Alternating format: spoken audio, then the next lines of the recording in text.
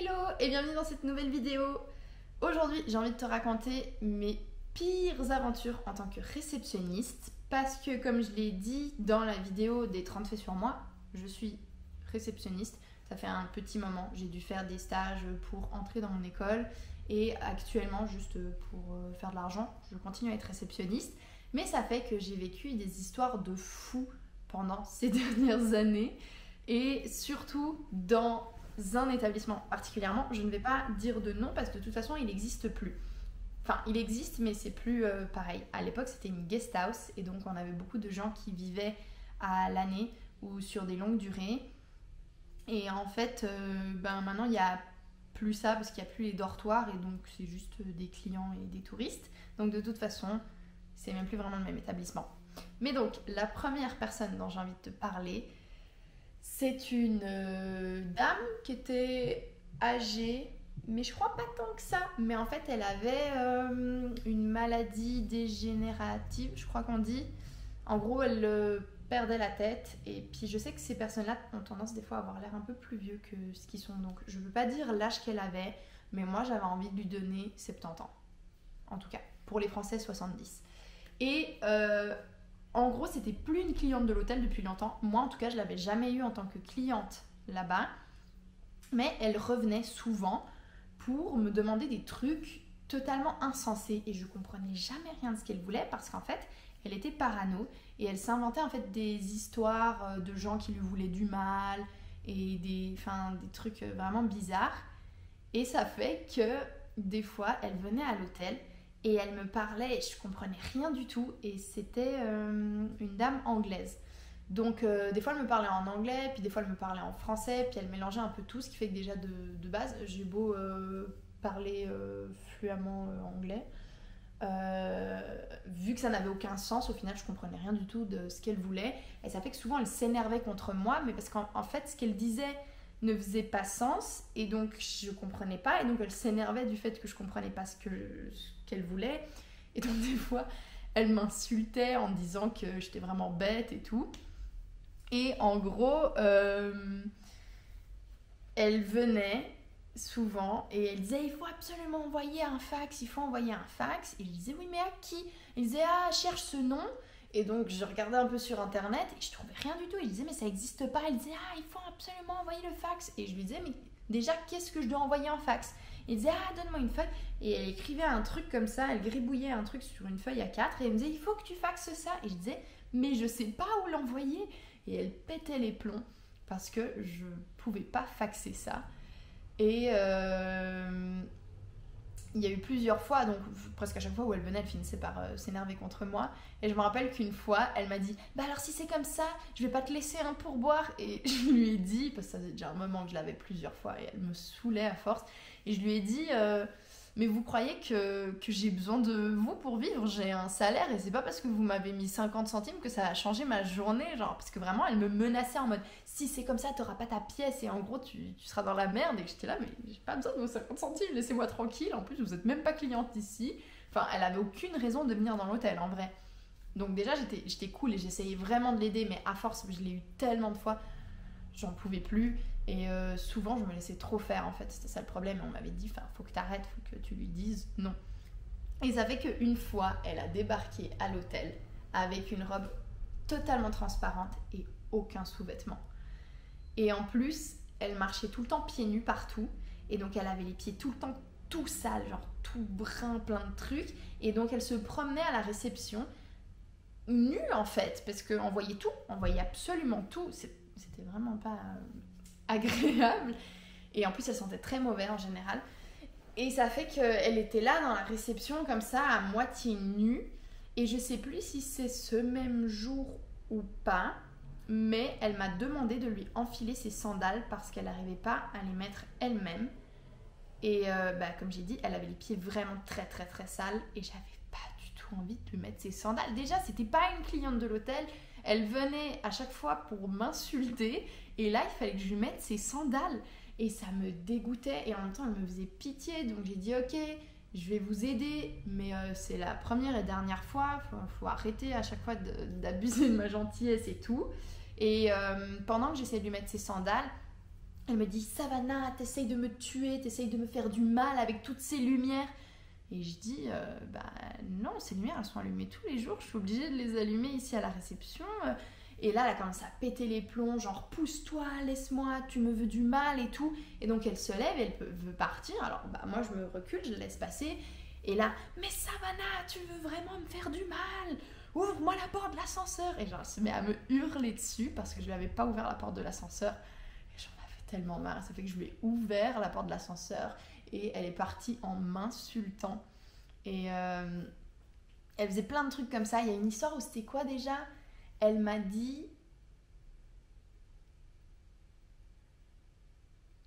Je crois qu'elle m'a dit que... Une fois, elle m'a dit, ah, t'es un peu grosse, non? T'as pris du poids? Ou je sais plus, un délire comme ça. Puis juste après, elle était là, ah, mais ça te va bien d'être un peu grosse. Ou je sais plus, mais plein de trucs comme ça. Insensé. À chaque fois qu'elle venait, j'étais trop stressée parce que je savais que j'allais pas réussir à m'en débarrasser et qu'elle allait faire des crises et j'avais toujours tellement peur qu'elle fasse peur à des clients. Et bref, ça c'était vieille folle, comme on l'appelait des fois. Enfin, on l'appelait surtout par son nom de famille, mais ça fait que je vais pas le dire. Ensuite, il y a un mec dont je vais pas dire non plus le nom, même si on l'appelait par un surnom, au cas où quelqu'un de ma région le connaîtrait. Mais c'était un mec qui faisait un peu style gourou et qui très clairement faisait constamment des commentaires déplacés. Il venait tout le temps un peu en mode salut Savannah, machin, genre. Et il était vieux, hein, enfin par rapport à moi, il avait genre au moins, je sais pas, 50 ans minimum. Et c'était un peu du harcèlement quoi, c'était très très déplacé. Et je me rappelle qu'une fois, il est venu à la réception et malheureusement, j'étais en train de lire un livre de David Fuenquinos qui s'appelle Le potentiel érotique de ma femme. Et tout de suite, je me suis dit, fais chier, pourquoi je suis en train de lire ce livre?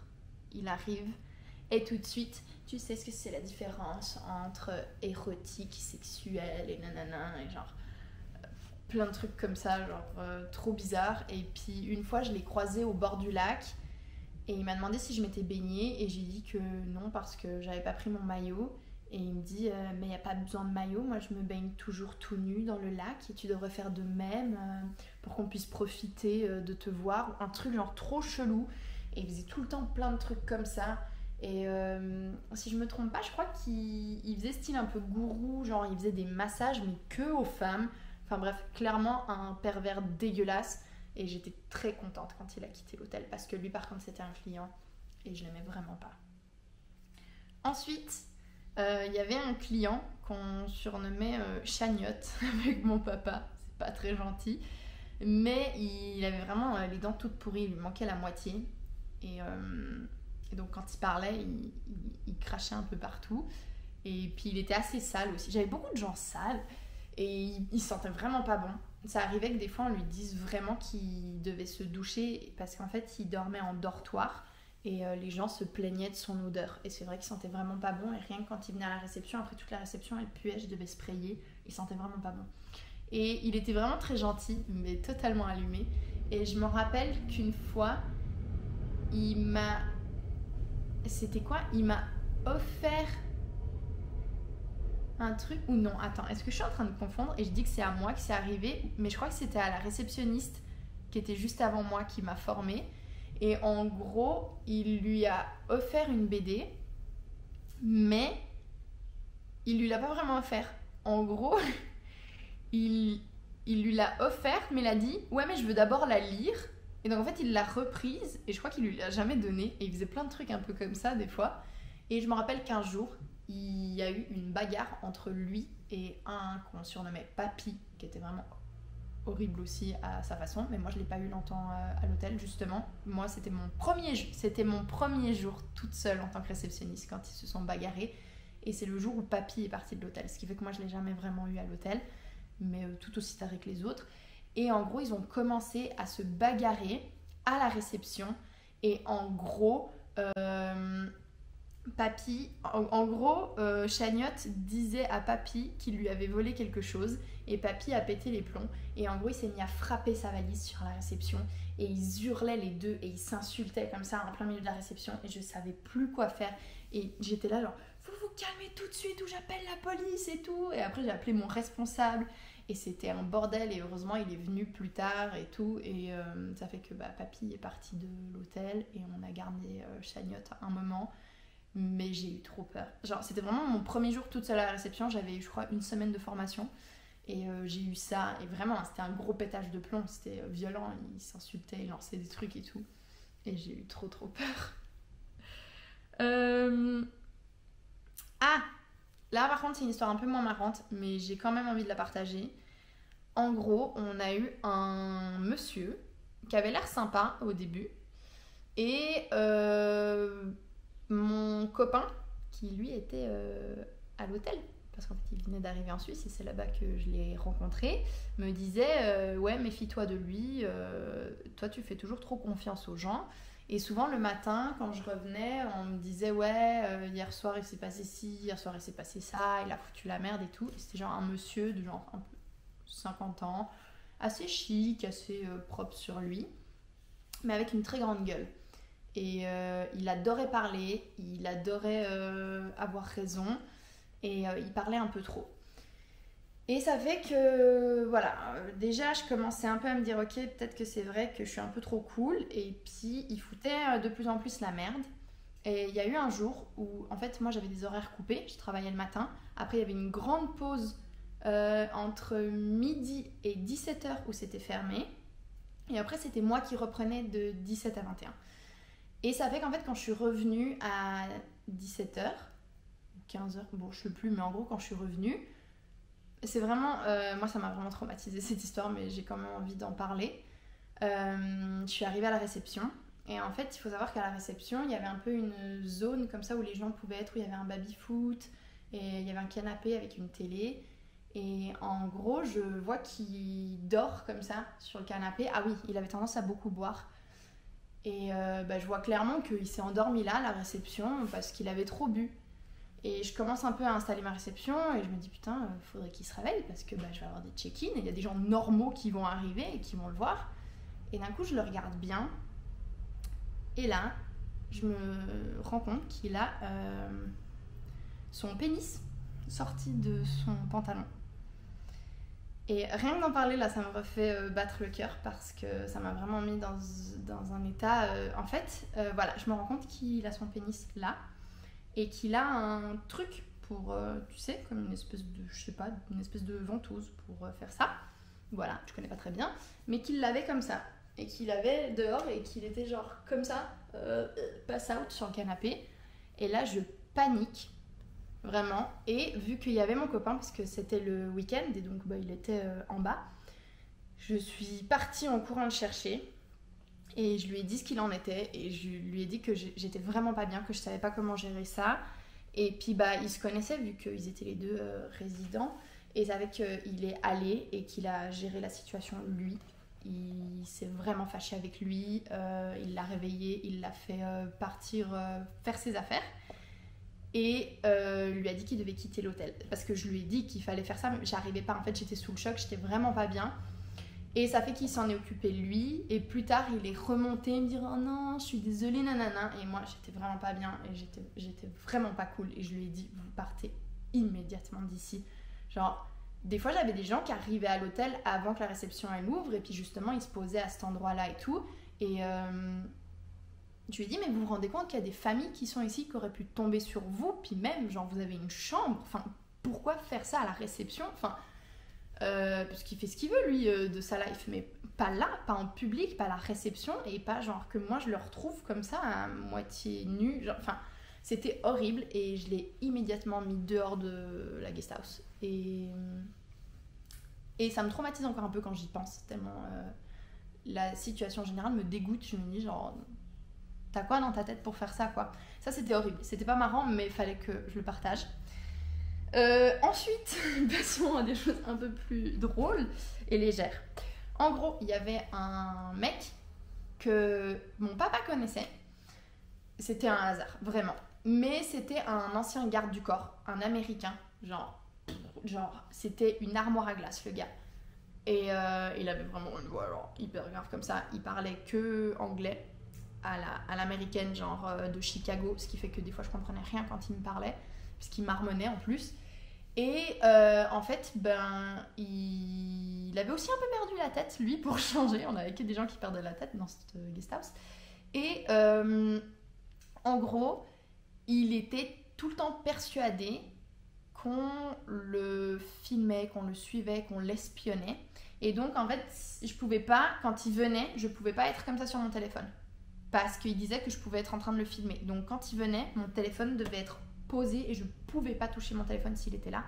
Et c'est arrivé qu'il agresse un peu, enfin genre qu'il se fâche contre des clients qui étaient, parce que le soir, vu que c'était une guest house, hein, dans cette zone là que je te dis, il y avait des tables, parce qu'il y avait aussi une cuisine, et donc le soir il y avait plein de gens qui étaient posés, qui s'étaient fait à manger et tout, et donc les gens ils mangeaient, puis ils étaient comme ça sur leur téléphone, et c'est arrivé plusieurs fois que lui se fâche parce qu'il disait qu'ils étaient en train de le filmer, parce que lui, en fait à chaque fois il restait comme ça dans un coin, et il surveillait comme ça les gens.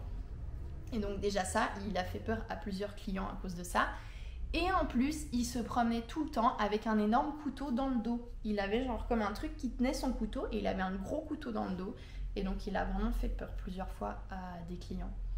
Parce qu'en plus après, il venait me dire « Ouais, lui il est bizarre, il a fait ci, il a fait ça ». Parce que lui, dans sa parano, il était persuadé que c'était des mauvaises personnes alors que c'était des clients genre normaux, gentils.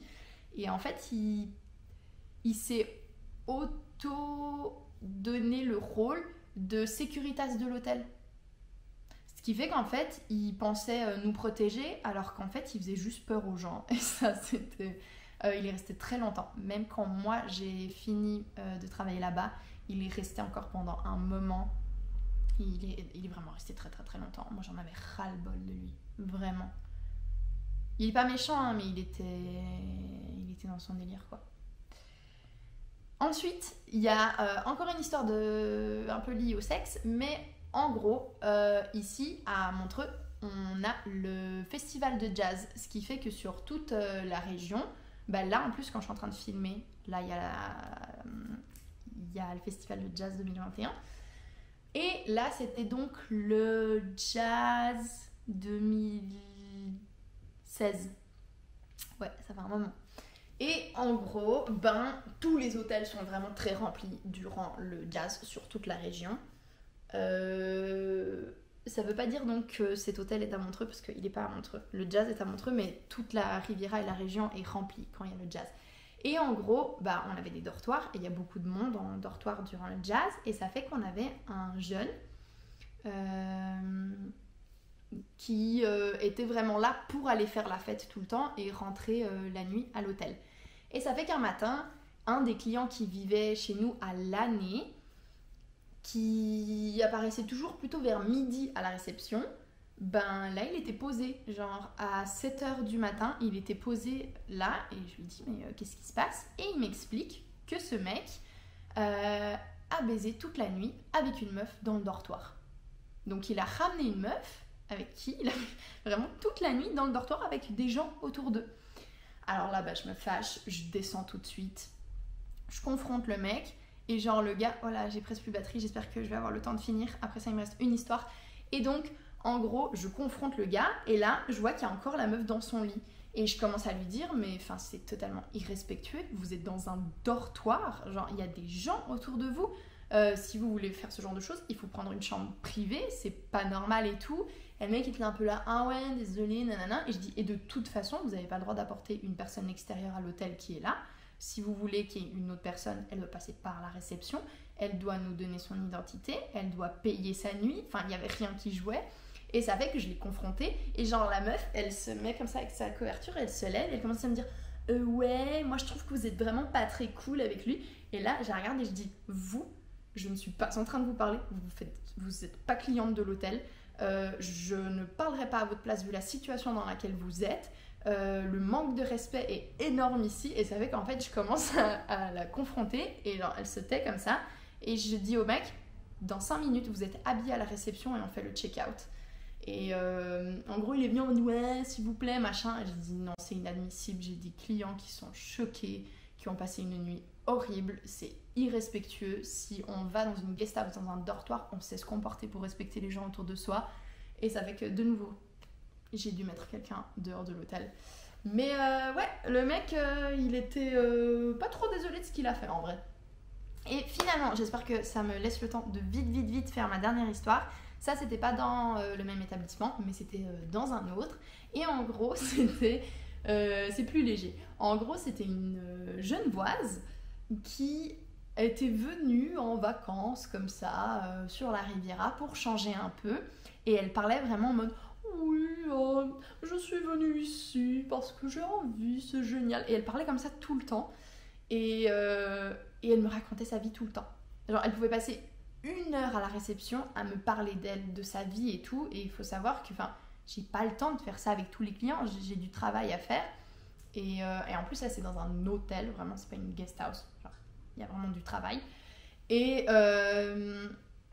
c'était insupportable. Vraiment. Elle passait des heures. Même quand elle descendait de déjeuner, le petit-déj, il finit genre à 10h.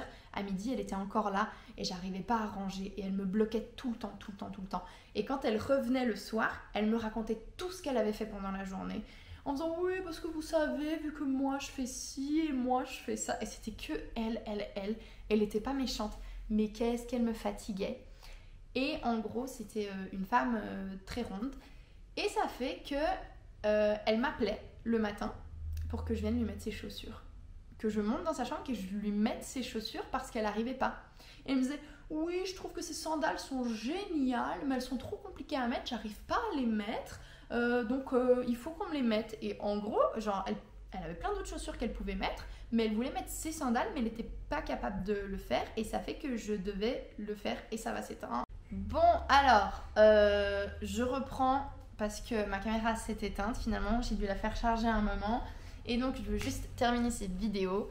Ce qui fait que j'en étais à la dame et ses sandales. Oui, et donc ça fait qu'elle m'appelait le matin pour que je vienne lui mettre ses sandales et parce qu'elle tenait absolument à mettre ces sandales-là alors qu'elle ne pouvait pas les mettre.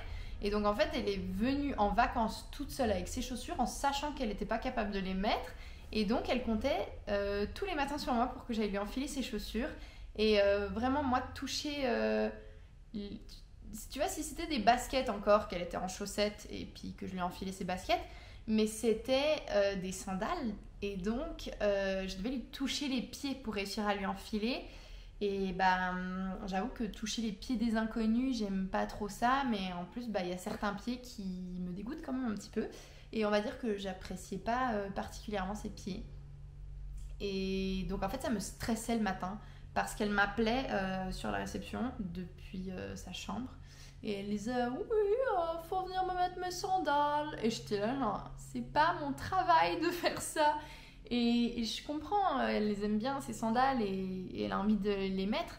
Mais je trouvais pas cool qu'elle m'impose ça, en fait. C'était vraiment dérangeant. Et elle me stressait trop. Et bref, c'était un peu des trucs comme ça tous les jours. Elle demandait beaucoup d'attention et c'était elle, tout le temps elle. Et genre, elle parlait vraiment comme ça. Et elle m'a fatiguée. Elle était gentille, hein.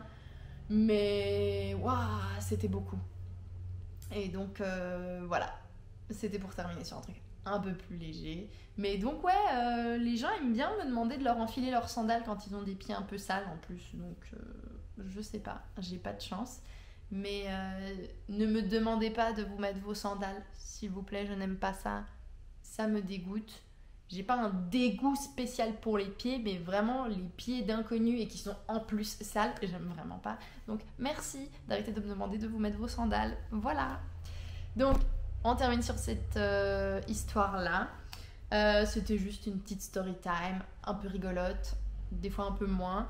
Mais ouais, dans les hôtels, on voit passer beaucoup de personnes différentes. On vit des trucs des fois très bizarres. Et j'en ai d'autres en vrai, des histoires. Donc si ça te plaît, tu peux me dire et je peux refaire une vidéo avec d'autres histoires. Si je creuse un peu dans mes souvenirs, je suis sûre que je peux en ressortir.